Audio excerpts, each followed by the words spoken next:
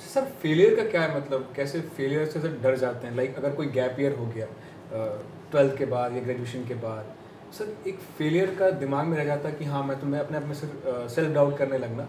Sir एक candidate को मतलब फेलियर को कैसे देखना चाहिए? सी फेलियर की पहली बात तो डेफिनेशन जो फेलियर की है, Yes, sir. You know that must be understood clearly. Failure is something that you have put in an effort towards a particular goal and उस गोल के लिए लेट अस से अगर एकेडमिक्स में आपने 80% के लिए एम किया था, आपके 65% आए, still it is a failure, yes sir, right?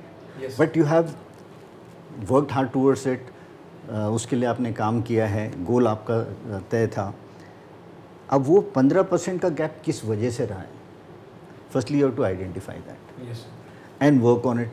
हो सकता है फोकस आपका ठीक नहीं रहा हो, आपको कॉन्सेप्ट ठीक से समझ में नहीं आ रहा, उसके लिए आपने कुछ काम किया है कि नहीं किया है, या फिर कंसिस्टेंसी नहीं है, हार्ड वर्क नहीं है, यू नो तैयारी एफर्ट पूरा नहीं है. So there can be various reasons why you have failed. So firstly I would say one should not take a failure as something which one should feel bad about. Failure should be looked at as an opportunity to learn and improve. Like Yes, sir. all of us, no human being in his life can say that he has not faced a failure. In fact, जितना आप failure से सीखते हो उतना success से नहीं सीखते हो. Yes Right? So failure should be seen as an opportunity to identify the areas for growth and what you can do about it.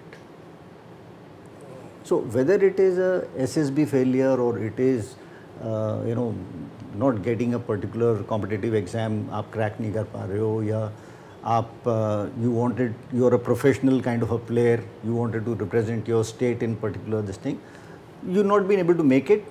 No, the reasons can be very many.